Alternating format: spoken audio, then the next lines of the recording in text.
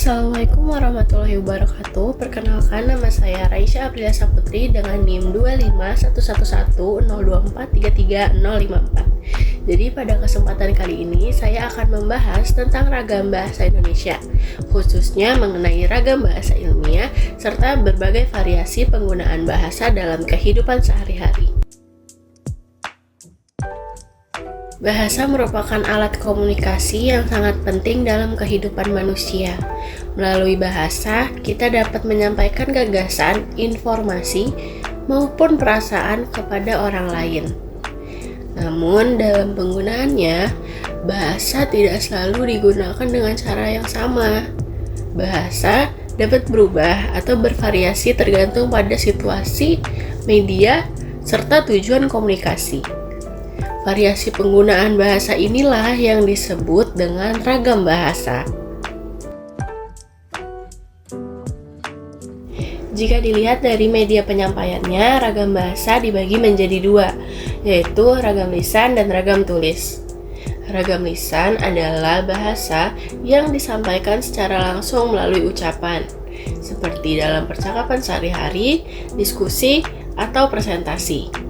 Dalam ragam lisan, makna sering dipengaruhi oleh intonasi suara, ekspresi wajah, serta gerak tubuh. Sedangkan ragam tulis adalah bahasa yang disampaikan melalui tulisan. Ragam ini menggunakan huruf, ejaan, serta tanda baca sebagai unsur utama. Oleh karena itu, kalimat dalam ragam tulis harus disusun secara lebih jelas dan lengkap, agar mudah dipahami oleh pembaca. Selain berdasarkan media penyampaiannya, ragam bahasa juga dapat dibedakan berdasarkan situasi penggunaannya, yaitu ragam formal, semi-formal, dan non-formal. Ragam formal digunakan dalam situasi resmi seperti pidato, surat dinas, atau penulisan karya ilmiah. Ragam ini menggunakan bahasa baku dan kalimat yang lengkap. Selanjutnya, ada ragam semi-formal. Biasanya digunakan dalam situasi yang tidak terlalu resmi, tetapi tetap memperhatikan norma bahasa, misalnya dalam kegiatan akademik. Selanjutnya, yang terakhir adalah ragam non-formal. Ragam non-formal digunakan dalam situasi santai, seperti percakapan dengan teman-teman atau keluarga. Ragam bahasa juga dapat dibedakan berdasarkan bidang atau profesinya. Setiap bidang memiliki gaya bahasa dan istilah khusus sesuai dengan tujuan komunikasinya. Contohnya adalah ragam ilmiah yang digunakan dalam karya akademik atau penelitian. Selain itu, terdapat ragam jurnalistik yang digunakan dalam berita dan media massa. Ada juga ragam sastra yang menekankan keindahan bahasa dan makna kias. Sementara itu, ragam hukum menggunakan bahasa yang sangat jelas dan terperinci untuk menghindari kesalahpahaman. Salah satu ragam bahasa yang penting dalam dunia akademik adalah ragam bahasa ilmiah.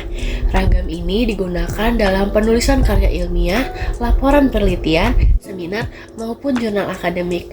Ragam bahasa ilmiah memiliki beberapa ciri utama, yaitu jelas, lugas, formal, objektif, serta ringkas dan padat.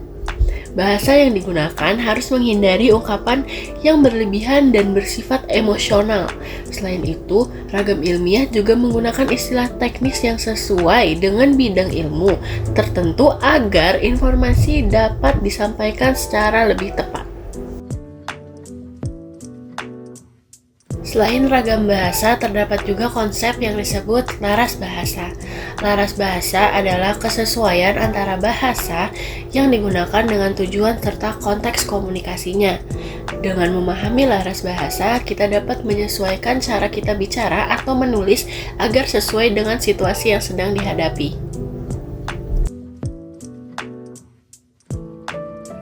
Sebagai kesimpulan, ragam bahasa Indonesia merupakan variasi penggunaan bahasa yang muncul karena perbedaan media, situasi, dan bidang penggunaannya. Dengan memahami ragam bahasa, kita dapat menggunakan bahasa Indonesia secara lebih tepat, baik dalam komunikasi sehari-hari maupun dalam kegiatan akademik. Baik, demikian penjelasan mengenai ragam bahasa Indonesia. Terima kasih atas perhatiannya. Mohon maaf bila ada salah kata. Wassalamualaikum warahmatullahi wabarakatuh.